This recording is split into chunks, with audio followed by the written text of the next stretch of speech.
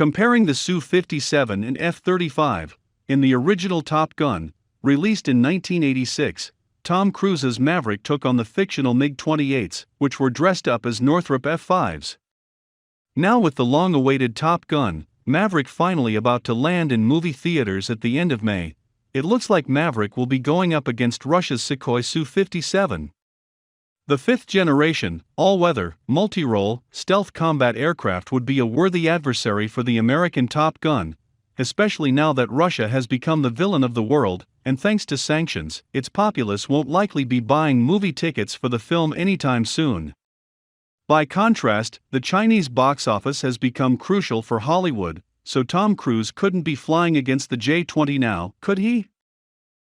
We'll have to wait until May 27 to see if a Lockheed Martin F-35 piloted by Maverick will take on a Su-57, but based on toys that have already been released, it seems that the F-35 will be present in the film at least in some capacity.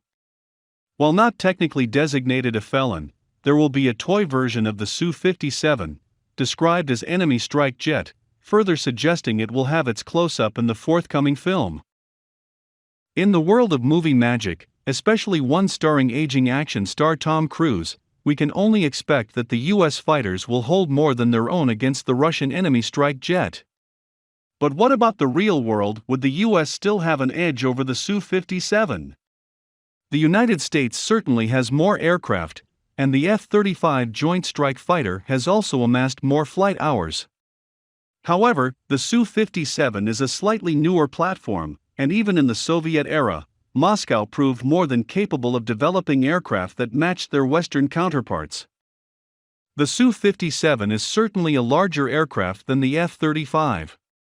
At 72.2 feet in length, it is 21.8 feet longer than the F-35's 50.4 feet, while its wingspan is also significantly larger. The Su-57 weighs in at 40,786 pounds compared to 29,002 pounds for the Lightning II. There are trade-offs, of course, as both are meant to be nimble fighters, not heavy bombers. A larger airframe and wings also mean a larger target. The Su-57 is faster, significantly faster as a matter of fact. The F-35 has a maximum speed of 1,199 miles per hour compared to 1,616 miles per hour. The Su-57 could thus strike first and run away, while its range is also more than double at 3,107 miles versus the F-35's 1,379-mile range. Both aircraft have internal bays to house weapons, including air-to-air and air-to-surface missiles, as well as 6 external pylons for use in non-stealth mode. However, the F-35 is believed to have better stealth capabilities, which means the F-35 could target its adversary before it is even seen. The Su-57 therefore couldn't strike first if he can't see the F-35. It still could come down to the numbers. Neither Washington nor Moscow can afford to lose too many of these fifth-generation aircraft in a fight. Moscow hasn't produced the aircraft in significant numbers, and at this time, there are far more F-35s in service, and that isn't likely to change. That could give it an edge. Finally, there is something telling about the fact that Russia hasn't employed its Su-57s in the war against Ukraine.